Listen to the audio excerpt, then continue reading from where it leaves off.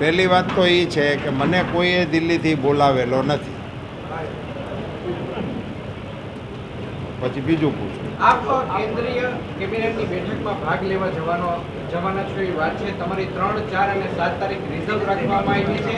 આ બાબતમાં કેટલી સત્યતા છે? એ વાત સાચી છે. મેં 3જી અને 4થી તારીખ એ અનામત રાખેલી હતી, એટલે એના કાર્યક્રમો પાર્ટી તરફથી અહીંયા અમારા જે લોકલ ડે ટુ ડેના બને છે એ નથી બન્યા.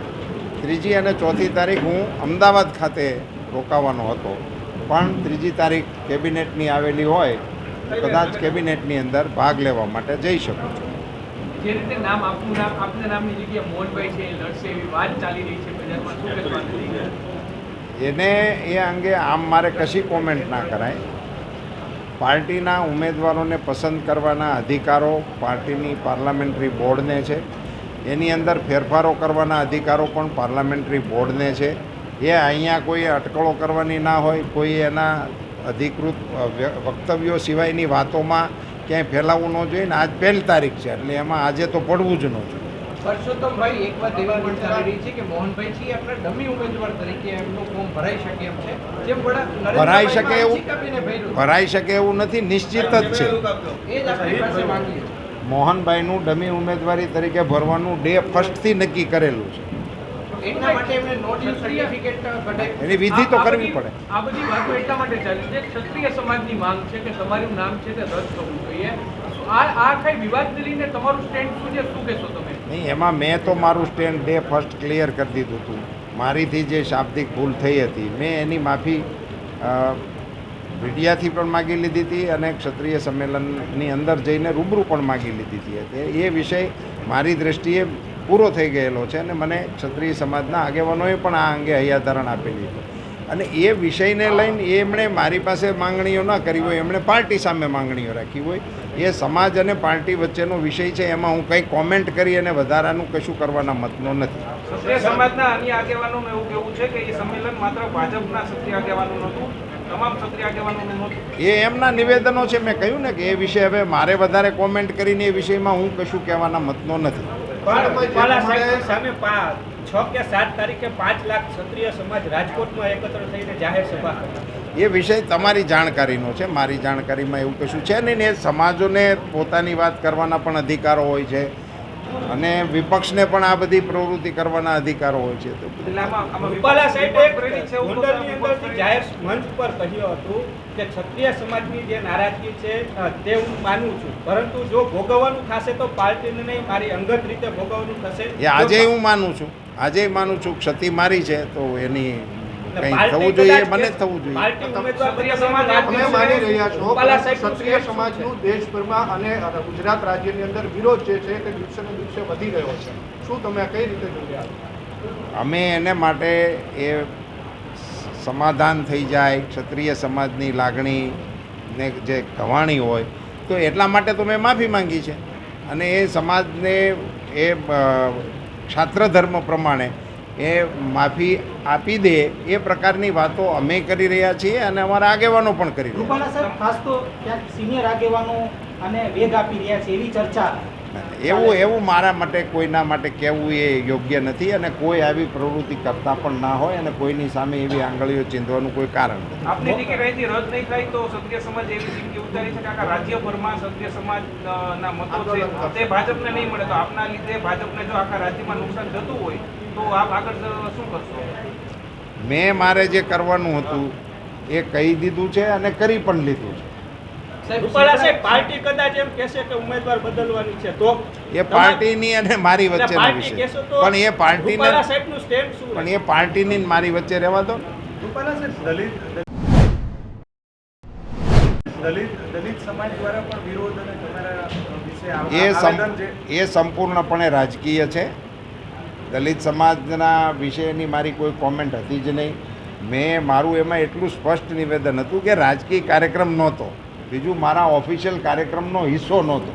હું એક કાર્યક્રમ આવો છે એવું જાણી અને શ્રદ્ધાંજલિનો એ કાર્યક્રમ હતો, એટલે એની અંદર પોલિટિકલ ઓબ્ઝર્વેશન કરવાનો કોઈ આશય જ ના હોય. ક્ષત્રિય સમાજની જે સામાજિક જે સંસ્થાઓ છે, આપ જાણો તો 70 જેટલી સંસ્થાઓ. હવે મને એવું લાગે છે કે આ વિષયને આપણે અહીંયા અટકાવીએ. આ વિષયની ડિબેટ કરવાથી એનો કંઈ પ્લસ માઇનસ એનો અંત ના હોય. આવતીકાલે આપની મંત્રી પદની કઈ ટર્મ પૂરી થઈ રહી છે એવી કોઈ વાત છે? આવતીકાલે આપની મંત્રી પદની કઈ ટર્મ પૂરી થઈ રહી છે એવી કોઈ વાત છે? ના, એ તો શેડ્યુલ પ્રમાણે. એક અંતિમ સવાલ આ રિલેટેડ છે કે ક્ષત્રિય સમાજની જે સામાજિક સંસ્થાઓ છે એના કોઈ અગ્રણીઓ સાથે કોઈ તમારે વાતચીત છે અથવા તો મોવડી મંડળ કોઈ વાતચીત થઈ છે? એ બધા વિષયોને મને ખબર છે કે આમાંથી આપણે એક નામ લઈએ ને એમાંથી બીજા ફણકા ફૂટવાની સંભાવના છે, એટલા માટે હું આને અટકાવું. સાહેબ એક અંતિમ સવાલ, લેવા પાટીદારોને આપે ક્યારેય ગોધરિયા એવો શબ્દ એવું મારા ધ્યાનમાં ક્યારેય છે જ નહીં. એ બિલકુલ ઉપજાવી કાઢેલી વાત હોય અને હું તો એમ કહું છું કે એમણે એ વિડીયો જ વાયરલ કરી દેવો છે જેમાં હું બોલતો હોઉં, એટલે તમારે મને પૂછવું ન પડે. મારે કંઈ કહેવાનું, હું થોડો ઓથોરિટી છું. કંઈ કોણ ક્યાં પ્રવક્તા કે પ્રમુખ કે હું ક્યાં કંઈ કેમાય છું. એમને રૂપાલા સાહેબ છે તેમની આ જે ડ્યુ સર્ટિફિકેટની પણ વાત આવી રહી છે અને નામ બદલવાની વાત, તમે શું કહેશો? અફવા છે, ખોટી વાત છે, ખોટી અફવા છે. ખોટી વાત છે, ખોટી અફવા છે. તો આ જે એના ડમી ફોર્મ ભરવાનું હોય તો જોઈએ કે ને એની પાસે વિગત બધી. બરાબર. ડમી ફોર્મ ભરવાનું હોય તો એની પાસે વિગત હોવી જોઈએ કે નહીં? તો કોઈ એ વિગત ભેગી કરે તો તમે એમ કહો કે ઉમેદવાર બદલી ગયા. એવી વાત હાલી. ખોટી વાતો ઊભી કરેલી છે મારા ભાઈ. વાત તો બધી પરસોત્તમભાઈ 100% ફાઇનલ છે. પછી ક્યાં 7 તારીખે ક્ષત્રિય સમાજનું 5 લાખનું એમાં મારે કઈ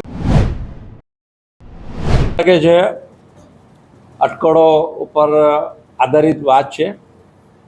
આ બધા મિત્રો 2 વાગ્યાની આસપાસ રાજકોટ લોકસભાના ઉમેદવાર પરસોત્તમભાઈ રૂપાલા સાહેબને ત્યાં આપણે બધા 2 વાગે મળ્યા.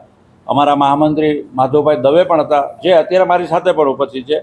અમારા કોષાધ્યક્ષ મયુરભાઈ શાહ પણ હતા, હું પણ હતો, દર્શનભાઈ હતા. આ બધા લોકો અમે કાર્યાલય હતા, કાર્યાલયથી ત્યાં રૂપાલા સાહેબને ત્યાં આવ્યા.